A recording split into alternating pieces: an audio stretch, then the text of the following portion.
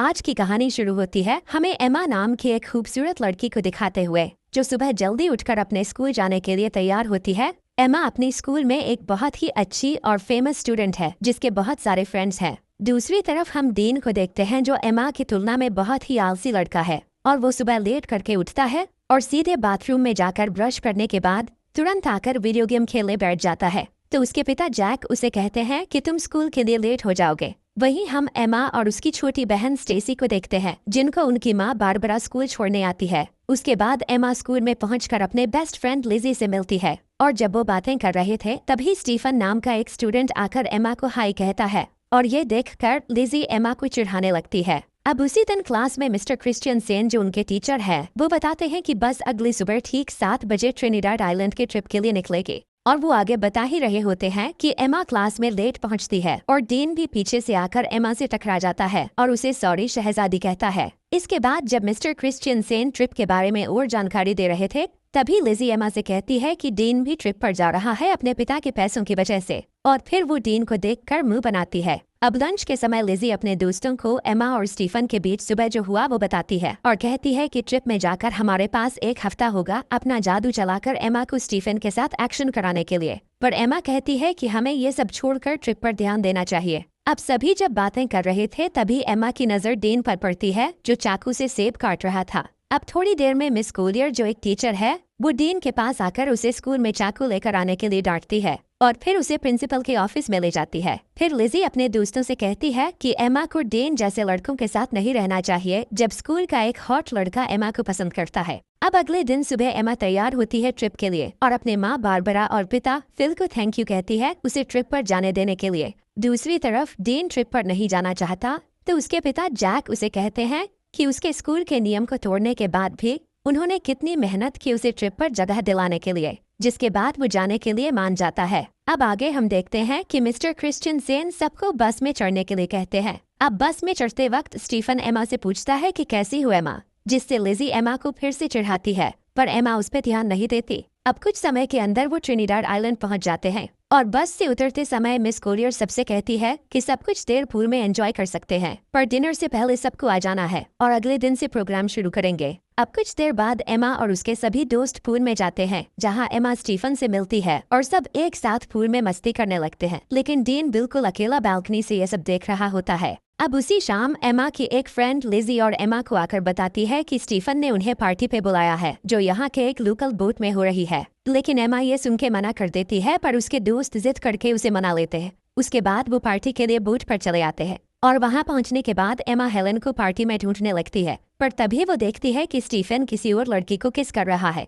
और ये देख के एमा वहां से जाने लगती है और वही साइड से ये सब डीन भी देख रहा होता है। तभी वो एमा से कहता है कि तुम्हारा बॉयफ्रेंड तो मजा कर रहा है, तो वो डीन से कहती है कि तुम्हें इन सब से कोई मतलब नहीं होना चाहिए। अब अचानक वहाँ पुलिस आ जाती है, क्योंकि पुलिस को पता चल गया था कि यहाँ स्टूडेंट पार्टी में ड्रग्स ले रहे हैं और सबको बोट के सामने की तरफ आने को कहते हैं। तभी अचानक पैर फिसलकर एमा पानी में गिर जाती है और उसे गिरते हुए डीन देख लेता है, तो वो भी उसे बचाने के लिए पानी में कूद जाता है और फिर उसे बचाकर एक छोटी बोट में ले जाता है। अब उस बोट की रस्सी बड़े बोट से जुड़ी हुई थी, तो डीन उस रस्सी को काट देता है और एमा के पूछने पर वो कहता है कि मुझे पुलिस के झंझट में नहीं पड़ना है, पुलिस के जाने के बाद हम बड़े बोट तक पहुंच जाएंगे। लेकिन थोड़ी ही समय के अंदर वो बोट उनसे काफी दूर चला जाता है और तभी वहाँ पर तूफान शुरू होने वाला होता है। लेकिन डीन देखता है कि इसमें तो मोटर ही नहीं है। तभी उनके सामने से अचानक एक बड़ी सी लहर आती है और दोनों कस के बोट को पकड़ लेते हैं। इसके बाद सुबह हो जाती है और दोनों लहरों की वजह से बोट के साथ अरेबियन सागर में पहुंच गए थे।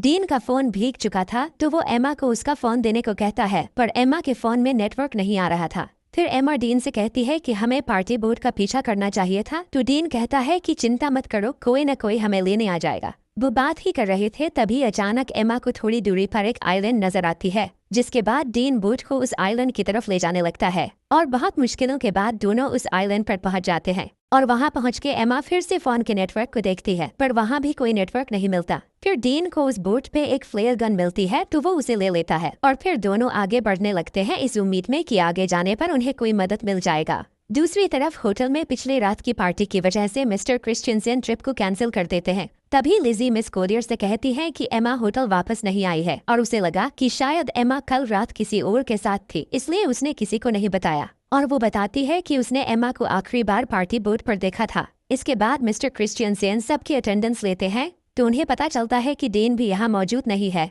अब इससे इनको पता चल जाता है कि डेन और एमा दोनों ग्रुप से मिसिंग है। उसके बाद पुलिस आकर एमा के दोस्तों से पूछताछ करते हैं तो मिस कोलियर पुलिस से पूछती है कि क्या उन्हें ढूंढने का कोई तरीका है। तो पुलिस कहते हैं कि ऐसे केस अक्सर होते रहते हैं, शायद वो खुद से ही वापस आ जाए, लेकिन अगर वो समुद्र में कहीं फंस गए हो तो दोनों को ढूंढना थोड़ा मुश्किल हो सकता है। और ये बात जब डेन के पिता को पता लगता है कि उनका बेटा खो गया है तो ये सुनकर वो तुरंत स्कूल जाते हैं और वहाँ एमा की माँ बारबरा से मिलते हैं। और उसी समय फिल भी वहाँ आ जाता है और यहाँ सब परेशान होकर प्रिंसिपल से दोनों बच्चों के खोने के बारे में पूछने लगते हैं, पर प्रिंसिपल ठीक से कोई जवाब नहीं दे पाते, जिसके बाद वो तीनों वहाँ से चले जाते हैं। वहीं एमा और डेन आगे बढ़ रहे थे और कुछ दूर चलने के बाद उन्हें जंगल के अंदर एक खूबसूरत वाटरफॉल दिखाई देता है। डेन को ये बहुत अच्छा लगता है तो वो एमा को उसका एक तस्वीर लेने के लिए कहता है, पर एमा उसे मना कर देती है। वो कहती है कि हम यहाँ फंसे हुए हैं और तुम्हें यहाँ अच्छा लग रहा है। मुझे इस ट्रिप में प्रोजेक्ट के लिए अच्छे मार्क चाहिए थे। मुझे आगे प्रिंसटन यूनिवर्सिटी में पढ़ना है। अगर हम जल्द से जल्द यहाँ से नहीं निकल पाए तो सब बर्बाद हो जाएगा। इसके बाद वो आगे बढ़ते हैं और कुछ घंटे बाद वो दोनों इस आइलैंड के बिल्कुल किनारे पे आ जाते हैं, पर अब तक यहाँ उन्हें ना कोई रास्ता मिला था और ना ही कोई मदद। ये देख के वो वापस बोट की तरफ जाने का सोचते हैं। उसके बाद वो दोनों वापस बोट की तरफ जाते हैं और जाकर देखते हैं कि किनारे में उनकी बोट नहीं है। समुद्र की लहर बोट को कहीं ले गया था और अब सिर्फ उन्हें वहाँ एक लाइफ जैकेट मिलता है। फिर आगे हम देखते हैं कि वो पूरा दिन चलते चलते थक चुके थे और सूरज भी डूब जाता है। इसके बाद डेन आग जलाता है और दोनों यहीं पर आज रात रुकने का फैसला करते हैं। डेन देखता है कि एमा को ठंड लग रही है तो वो एमा को अपनी शर्ट उतार कर दे देता है। फिर दोनों बातें करने लगते हैं कि कल तक शायद हमारे पेरेंट्स हमें ढूंढ कर निकाल देंगे। अब आगे हम देखते हैं कि सुबह हो जाती है और डेन जाग कर देखता है कि एमा यहाँ नहीं है, तो वो उसे ढूंढते हुए जाकर देखता है कि एमा समुद्र के किनारे पर SOS लिख रही है। तो वो पूछता है कि तुम क्या कर रही हो, तो वो कहती है जान बचाने की कोशिश कर रही हूँ और हमें पीने के लिए पानी ढूंढना होगा। उसके बाद डेन स्विमिंग करने चला जाता है और एमा उसे देखने लगती है। दूसरी तरफ होटल में मिस्टर क्रिश्चियनसेन एमा और डेन के बारे में उनके पेरेंट्स को बताते हैं कि पुलिस उन्हें ढूंढ रहे हैं और पुलिस को एक छोटी बोट मिली है जिस पर शायद वो दोनों थे। फिर जैक कहते हैं कि अगर पुलिस कुछ कर नहीं पा रही है तो हम किसी प्राइवेट रेस्क्यू टीम को काम पर लगा सकते हैं, पर मिस्टर क्रिश्चियनसेन कहते हैं कि पुलिस अपना काम अच्छे से कर रही है और वो जल्द से जल्द बच्चों को ढूंढ निकाल देंगे। वहीं हम देखते हैं कि एमा पीने के लिए पानी ले रही है, तभी उसे अजीब सा कुछ महसूस होने लगता है। उसे लग रहा होता है कि उसके आसपास कोई है और उसे देख रहा है, तो वो घबरा कर वहाँ से चली आती है। इसके बाद दोनों मिलकर धूप से बचने के लिए पत्तों से एक छोटी सी झोपड़ी तैयार करते हैं और थोड़ी देर बाद एमा समुद्र के किनारे बड़ा करके SOS लिखती है ताकि रेस्क्यू टीम अगर यहाँ से गुजरे तो वो उन्हें मिल जाए। फिर दोनों को जो भी इस आइलैंड पे खाने लायक मिलता है वो ढूंढ के खाने लगते हैं और डेन को केले का एक पेड़ मिलता है तो वो तोड़ के दोनों पेट भर के खाते हैं। अब इस आइलैंड में गर्मी बहुत होती है और एमा फुल पैंट नहीं पहन सकती और वो पैंटी पहन कर भी नहीं रह सकते, तो वो अपनी फुल पैंट को काट के शॉर्ट कर लेती है। इसके बाद एमा देखती है कि डेन उस झोपड़ी में आकर सो रहा है तो वो भी उसके पास आकर सो जाती है। तभी अचानक डेन एमा की तरफ मुड़ता है और उस पर हाथ रख देता है, पर एमा को ये अच्छा लगता है और वो कुछ नहीं कहती। फिर अगले दिन जब एमा वाटरफॉल में नहा रही होती है तब डेन आकर उससे सनस्क्रीन मांगता है, तो एमा डेन को कहती है कि मैं यहाँ नहा रही हूँ, तुम दूसरी तरफ जाओ। तो डेन कहता है कि तुम ही ने तो मुझे यहाँ पहरेदारी करने के लिए कहा है। ये सुन के एमा कहती है कि इस आइलैंड में कोई और भी है, इसलिए मैंने कहा था। उधर होटल में बारबरा एमा को लेकर बहुत परेशान थी और न्यूज में ये बताया जा रहा था कि एमा और डेन के गायब होने की केस अब ऑफिशियल हो गई है और अब पुलिस को लगता है कि वो दोनों मर चुके हैं और अब वो उनकी लाश ढूंढ रहे हैं। और फिल तैयार हो रहा था घर जाने के लिए क्योंकि एमा की छोटी बहन स्टेसी घर में अकेली है, पर बारबरा अभी भी घबराई हुई है। तो फिल बारबरा से कहता है कि एमा मिल जाएगी और ये कह के वो उसे गले लगा लेता है। जिसके बाद अगले दिन जैक बारबरा के साथ हेलीकॉप्टर लेकर एमा और डेन को ढूंढने निकल पड़ता है और वही आइलैंड में थोड़ी देर के बाद रात होने वाली है और एमा डेन को बता रही होती है कि वो अपने परिवार को बहुत याद कर रही है। तभी डेन को वहाँ पर किसी इंसान की खोपड़ी मिलती है, तो एमा उसे देखकर बहुत डर जाती है और कहती है कि ये भी हमारी तरह शायद यहाँ फंस गया होगा और इसकी ये हालत हो गई और अब हमारी हालत भी शायद इसी के जैसा हो जाएगा। पर डेन उसे कहता है कि ये शायद कोई मछुआरा या फिर कोई स्मगलर होगा जो यहाँ आकर मर गया था, लेकिन हमारे पीछे हमारे पेरेंट्स हैं और हम यहाँ अकेले नहीं हैं। और उसे विश्वास दिलाता है कि अगर हम एक दूसरे के साथ ऐसे ही देते रहेंगे तो हम यहाँ कभी नहीं मरेंगे और एक दिन हम जरूर घर वापस जाएंगे। और ये कहने के बाद वो एमा को किस करने लगता है। एमा पहली बार किसी को किस कर रही थी और उसे अच्छा भी लग रहा था और अब रात भी हो गई थी। फिर क्या होना था, डीन सारे हदें तोड़ देता है और आइलैंड में एक तूफान आता है और इस तूफान को एमा पहली बार एंजॉय करके बहुत खुश थी। फिर सुबह होने के बाद एमा जाग कर देखती है कि डीन यहाँ नहीं है, तो वो डीन को पुकारने लगती है पर वो उसे नहीं मिल रहा था। तो एमा बहुत घबरा जाती है और उसे ढूंढने के लिए जंगल में चली जाती है और थोड़ी दूर आगे जाकर वो देखती है कि डीन एक गड्ढा खोद रहा है। तो एमा को समझ नहीं आ रहा था कि डीन ये क्यों कर रहा है। तभी अचानक एमा गिर जाती है और उसे घुटने पर चोट लग जाती है, जिसके बाद डीन तुरंत उसकी चोट को ठीक करने लगता है और उसे कहता है कि तुम्हें कुछ नहीं होगा। फिर वो दोनों वाटरफॉल में नहाने लगते हैं और यहाँ डीन एमा को बताता है कि उसकी माँ एक कार एक्सीडेंट में मर गई थी और एमा उसकी बातों को अच्छे से सुनने लगती है। फिर थोड़ी देर बाद वहाँ बारिश होने लगती है और डीन उसमें मस्ती करने लगता है और एमा उसे देखकर खुश हो रही होती है, जिसके बाद दोनों बारिश में डांस करने लगते हैं और डीन एमा के बालों में एक फूल लगा देता है। अब एमा डीन से कहती है कि मुझे फिर से तूफान के मजे लेने हैं। फिर डीन एक बार फिर से तूफान लाने की तैयारी शुरू कर देता है। वहीं अब न्यूज में बताया जाता है कि एमा और डीन के लापता होने की 1 महीना गुजर चुका है और पुलिस को लगता है वो अब जिंदा नहीं रहे, इसलिए पुलिस ने उन्हें ऑफिशियली ढूंढना बंद कर दिया है। पर एमा के दोस्त को अभी भी लग रहा है कि एमा और डीन अभी भी जिंदा है और बारबरा को भी वैसा ही लगता है और वो जैक के साथ हेलीकॉप्टर लेके अपनी बेटी एमा को ढूंढने फिर से चली जाती है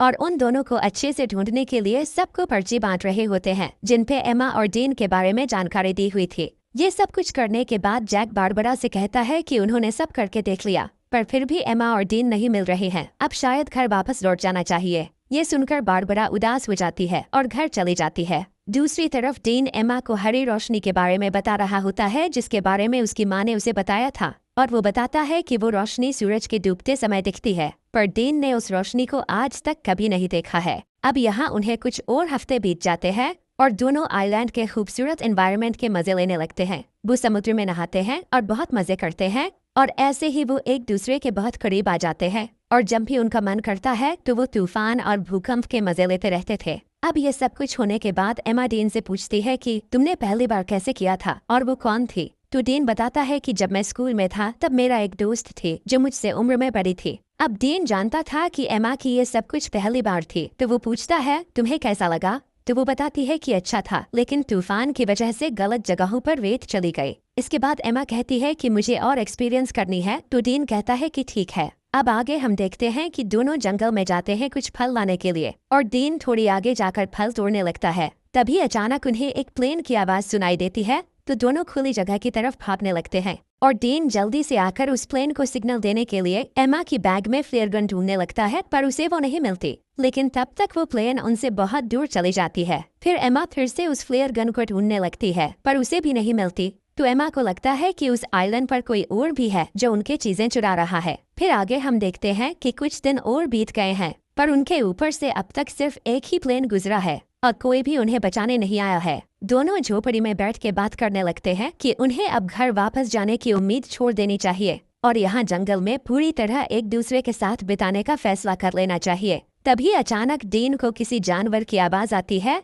तो डीन जंगल में जाता है उस जानवर को ढूंढने के लिए। तो एमा को डीन की चिंता होने लगती है, तो वो भी उसके पीछे चली जाती है और वही डीन जैसे ही थोड़ा आगे जाकर देखता है तो वहाँ एक ब्लैक पैंथर होता है, जिसे देखते ही वो भागने लगता है और भागते भागते काफी दूर जाने के बाद वो अचानक जमीन पे गिर जाता है। और एमा भागती हुई जब डीन के पास पहुँचती है तो वो देखती है कि डीन के पास खून से लथपथ एक चाकू है और उसने एक ब्लैक पैंथर को मार दिया है। फिर आगे हम देखते हैं कि एमा और डीन के सभी दोस्त और पेरेंट्स उनके बिना ही अपनी जिंदगी की शुरुआत कर लेते हैं और यहाँ एमा और डीन ने भी आइलैंड पर जीना सीख लिया है और इधर ही अपनी जिंदगी गुजारने का फैसला कर लिया है, क्योंकि उन्हें जो उम्मीद थी कि उन्हें कोई बचाने आएगा वो भी अब खत्म हो चुकी थी। उन्होंने शिकार करना भी सीख लिया है और यहाँ पर झोपड़ी बनाकर रहते हैं और सभी उम्मीदें छोड़कर खुशी से एक दूसरे के साथ देते हुए दिन गुजारने लगते हैं। फिर एक दिन एमा उल्टियाँ करने लगती है, तो डीन ये देखकर उसे पूछता है कि क्या तुम प्रेग्नेंट हो। तो एमा कहती है कि नहीं, उल्टियाँ बस ऐसे ही हो गई हैं। इसके बाद एमा अच्छा महसूस करने के लिए डीन के साथ लेट जाती है, पर जब वो दोनों बात कर रहे होते हैं तभी एमा की खोई हुई चीजें ऊपर से गिरने लगती है और जब वो दोनों ऊपर देखते हैं तो वहाँ पेड़ पर एक बंदर होता है जो उनके सामान फेंक रहा होता है और वो देखते हैं कि बंदर के हाथ में वो फ्लेयर गन भी है जो डीन को उस दिन नहीं मिला था। तो उस बंदर को एमा एक केला दिखाती है तो वो गन नीचे फेंक देता है, जिसके बाद उन्हें ऊपर से एक हेलीकॉप्टर की आवाज आती है तो वो भागते हुए खुली जगह पर आते हैं और एमा गन लोड करके फायर करती है तो वो हेलीकॉप्टर वाले उन्हें देख लेते हैं, जिसके बाद वहां से उन्हें रेस्क्यू कर लिया जाता है। और अब फाइनली दोनों 3 महीने के बाद वापस आ जाते हैं और एयरपोर्ट पे एमा और डेन के दोस्त और पेरेंट्स उनसे मिलकर बहुत खुश हो जाते हैं, जिसके बाद दोनों के पेरेंट्स उन्हें अपने अपने घर लेकर चले जाते हैं। अब घर आने के बाद डेन उसी रात को एमा से मिलने जाता है और वो बात करते हैं कि घर वापस आकर कितना अजीब लग रहा है। और यहाँ डेन एमा को किस करने वाला होता है पर एमा नहीं करती और कहती है कि हर 10 मिनट में उसके पेरेंट्स उससे मिलने आ रहे हैं, अब शायद तुम्हें यहाँ से चले जाना चाहिए। और कहती हैं कि हमारे आने की खुशी में मेरे पेरेंट्स ने एक पार्टी रखी है तो तुम्हें भी आना है। फिर अगले दिन पार्टी पे सब जमा होते हैं और एमा के पेरेंट्स सबको कुछ कहने लगते हैं उनके बच्चों के वापस आने पे। इसके बाद स्टेसी डेन से पूछती है कि तुम सबके साथ क्यों नहीं हो, तो डेन कहता है कि मुझे सबसे घुलना मिलना अच्छा नहीं लगता। इसके बाद डेन एमा को उसके साथ आने के लिए इशारा करता है पर एमा नहीं आती और उसे अनदेखा कर देती है और ये देखकर डेन पार्टी से चला जाता है। इसके बाद सभी चीजें पहले की तरह हो जाती हैं और एमा आइलैंड से वापस आने पर वो बहुत फेमस हो जाती है, पर डेन अभी भी अकेला ही रहता है और जब भी एमा और डेन एक दूसरे के पास से गुजरते हैं तो वो बस एक दूसरे की तरफ ही देखते हैं। फिर कुछ दिन बाद एमा डेन को कॉल करती है पर डेन कॉल नहीं उठाता। उसके बाद हम देखते हैं कि एमा के रूम में स्टेसी जाती है और उसे कहती है कि तुम्हारे लापता हो जाने के बाद हमने तुम्हें बहुत मिस किया और मॉम डैड भी बहुत परेशान थे। हमने तो सोच लिया था कि शायद हमने तुम्हें बिल्कुल खो दिया है, लेकिन आज हम सब अच्छे से एक साथ हैं और बहुत खुश है। फिर एमा स्टेसी से कहती है कि तुम मेरी बहुत अच्छी बहन हो और फिर वो दोनों एक साथ प्रॉम पार्टी में जाने का डिसाइड करते हैं। दूसरी ओर हम डेन को देखते हैं जो अपनी माँ के कब्र पर जाता है और अपनी माँ को मिस करते हुए बहुत रोता है। अब प्रॉम पार्टी की रात डेन टीवी देख रहा होता है तो उसके पिता उसे पूछते हैं कि क्या पार्टी में तुम मेरे कोट पहनकर जाना चाहोगे।